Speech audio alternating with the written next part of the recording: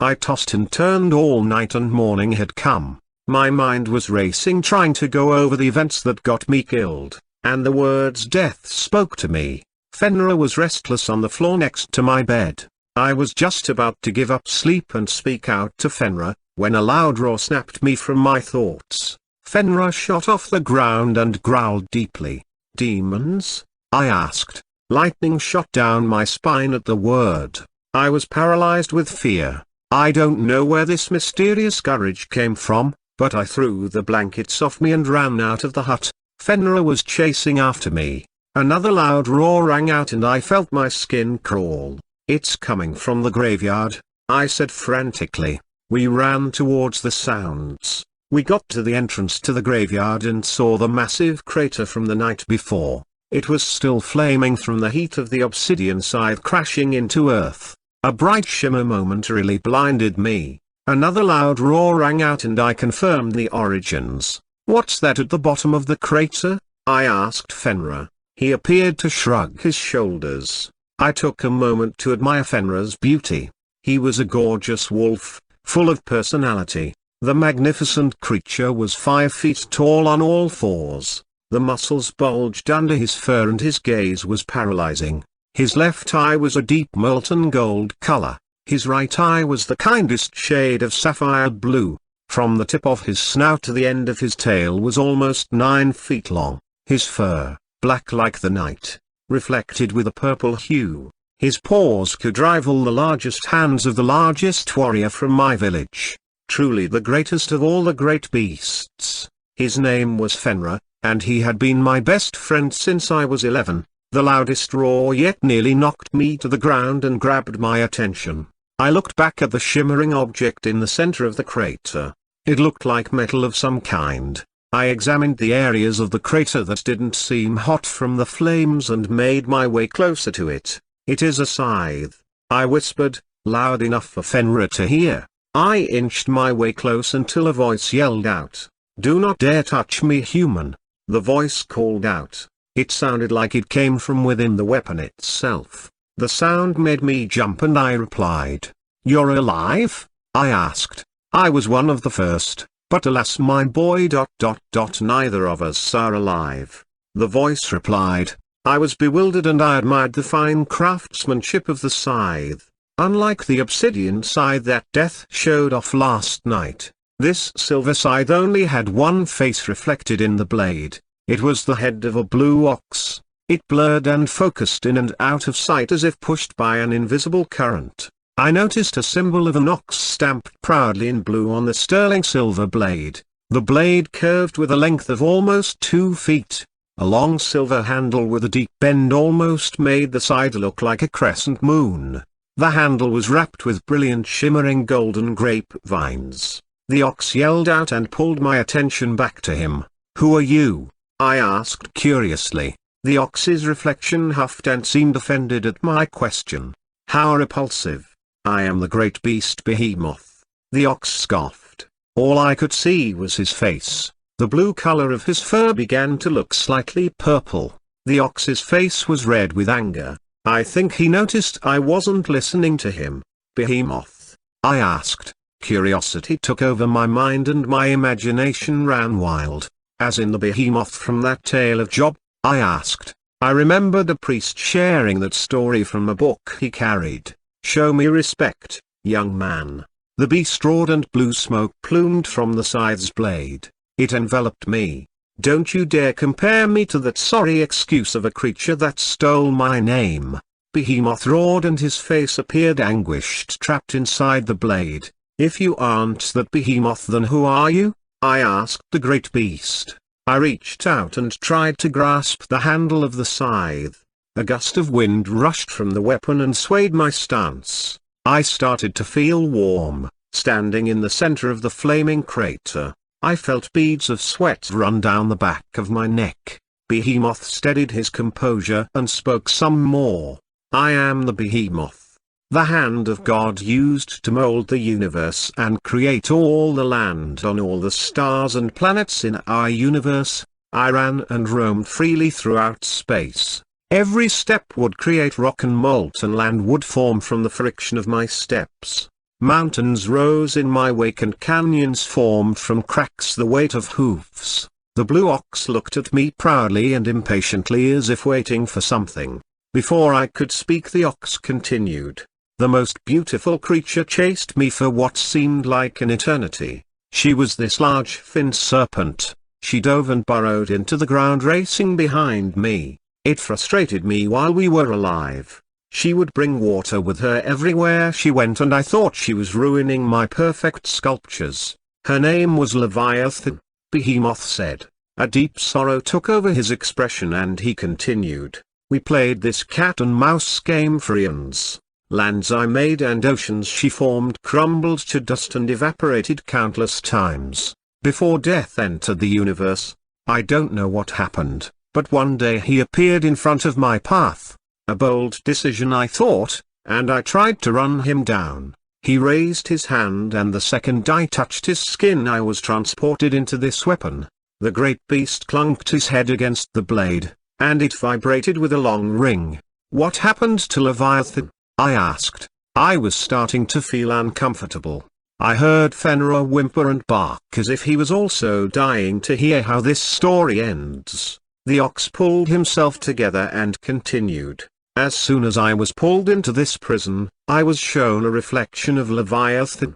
It was the first time, in all of creation, I had noticed her. She was breathtaking. The way her long slender body dove and wove in and out of my sculptures. Her water cascaded and flowed with my cracks and my mountains. They didn't ruin them.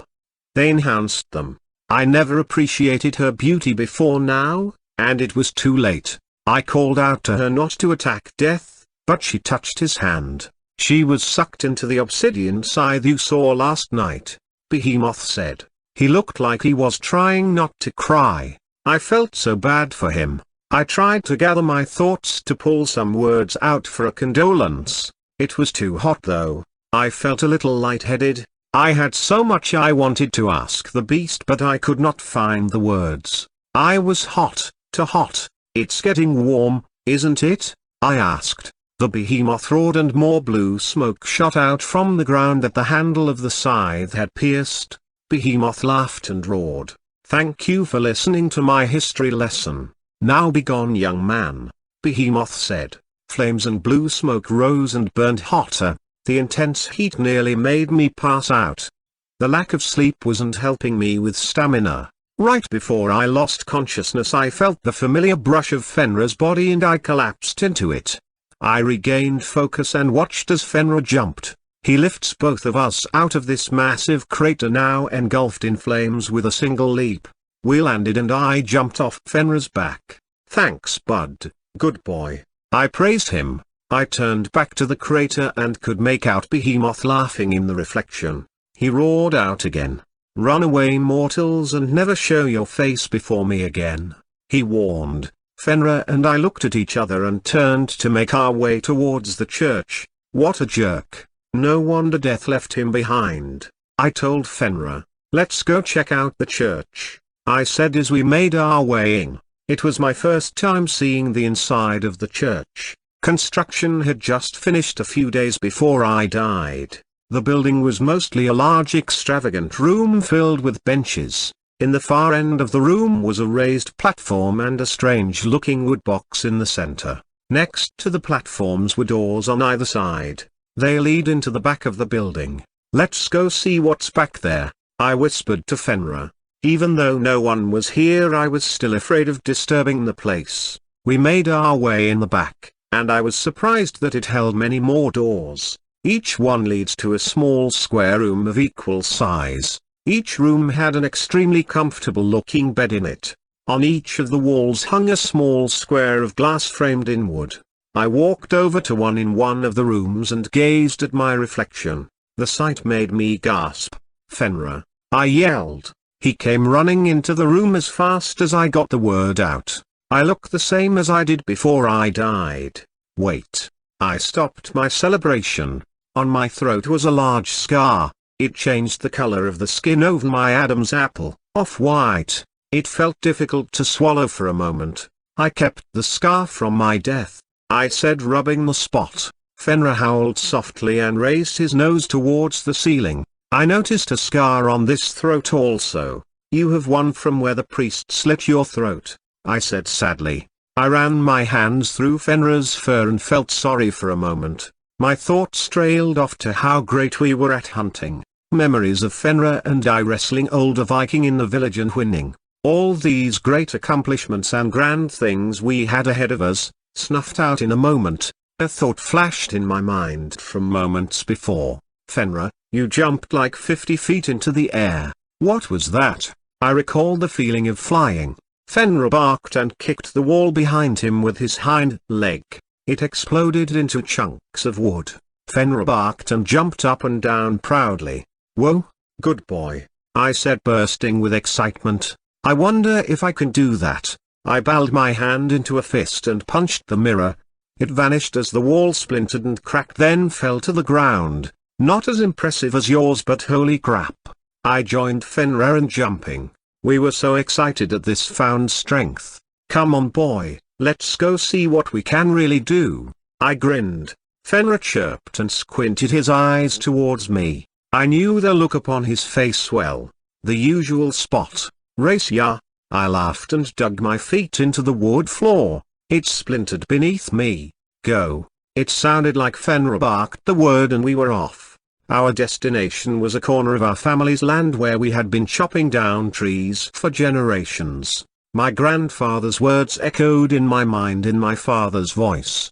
Always replant 2 trees, if you cut one down, I thought. I couldn't help but let out a chuckle. I have a feeling we will be planting a lot of trees after this, I told Fenrir. He let out a chirp as he jogged lightly next to me. I hadn't been trying to run and I realized Fenrir hadn't tried to even race me. I remember gritting my teeth as I took off sprinting at full effort. A cloud of dust whipped in the wind behind me. I moved faster than I expected, and I crashed into a fence from the path. I heard Fenrir bark his annoying teasing laugh and I quickly got up. Okay, you can still beat me in a race, I laughed. I rejoined Fenrir on the path, and we walked towards our hut. My mind was wandering at the possibilities. I felt so powerful. I got slightly cocky in my abilities and couldn't help but trash talk Fenrir. He barked back as if replying to all my remarks. We laughed as we walked through a silent, empty replica of the village we grew up in. We were clueless as to what lurked in the shadows just beyond our village's borders. A loud roar rang out as we entered the gate, entering our front yard.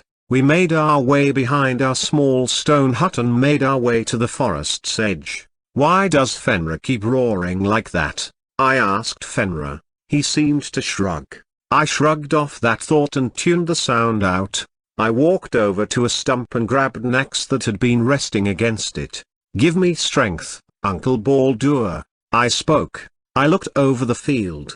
Countless stumps could be seen through the clearing. I took a deep breath and made my way to a large tree in the back of the field. I had been chopping away at this mighty tree's bark for days and haven't even made it halfway through. I raised my uncle's axe over my head and swung with all my strength. A loud cracking sound echoed through my ears like thunder, and an explosion of wind launched in the direction of my swing. I had obliterated the tree in a single swing. Oh my God, Fenrir! Did you see that? I laughed and yelled at the top of my lungs. He was staring at me with his mouth wide open. His large tongue was dangling out from behind his large fangs. I feel incredible. Wow, I said, stretching more. I set my uncle's old axe down in the grass and walked over to another large tree. I gripped the tree in a big bear hug and pulled as hard as I could. I heard loud snapping, and I tore the tree from its roots with ease. The unexpected force knocked me onto my butt. I tossed the tree towards Fenrir, and he quickly dodged it. Fenrir jumped to the side and in a single flipping motion, kicked the tree with his back foot. It exploded into small wood chips. Amazing, I praised. I remembered Fenrir jumping out of the crater. Let's see how high I can jump, I mumbled. Fenrir walked over and sat next to a stump. His gold eye and blue eye were wide with excitement. I knelt and put everything I had into my leap. The motion happened so fast I barely registered that I had sprung up. I blinked, and when I opened my eyes, I was soaring above the tree line. I could see an ocean of spruce and pine trees. Beyond the horizon I could just barely make out a large mountain. It loomed over a large valley. My village was nestled next to the sea near the end of this valley. Wow! I gasped. The view of the land surrounding my village was overwhelming. I landed and immediately jumped back into the air. This time I turned my attention to my village. It sat at the edge of a large forest. It was pretty large as far as Viking villages go. Many of the surrounding villages and tribes had long been conquered and joined us. A large handful of houses and huts speckled the land. They were connected by a long path of cobblestone. At the highest elevation of the village where our grand hall once stood, had been torn down. The land was given over to as an offering to a god we barely understood. My mind began to wander at the memories of the priests and holy knights that wandered the streets and bullied my people. They took so much from us in tax. I mumbled as I fell. I had forgotten that I had jumped. I was in the air for so long. I tumbled to the ground with a thud, and Fenrir barked a laugh. Yeah, big shot, let's see how high you can jump, I said, embarrassed. Fenrir lurched down in a stance like he was going to pounce, and he leapt into the air across the field. He flew 100 yards and landed on the roof of our home. My eyes and mouth widened in amazement. I shouted as loud as I could to praise him. Holy crap, great job, I yelled. I heard him howl back proudly. His silhouette looked tall and mighty in the distance. Stay the boy, I'm coming home, I yelled. Fenrir barked back in agreement. I jogged over and grabbed my uncle's old axe and returned it to the stump at the entrance to our fields. Rest in peace, uncle. I hope you found Valhalla, I said respectfully. I joined Fenrir at our hut. We jumped and rolled around playfully for a while before deciding to call it a day. In all of the commotion and fun, the day had nearly come to an end. We had not slept a wink the night before, and I was feeling extremely drained. Come on boy, let's try to get some rest. I patted my side and called out to Fenrir. We entered and closed the door, unaware of the witch and the tiny green demon that stood by her side. The two had been watching us all day.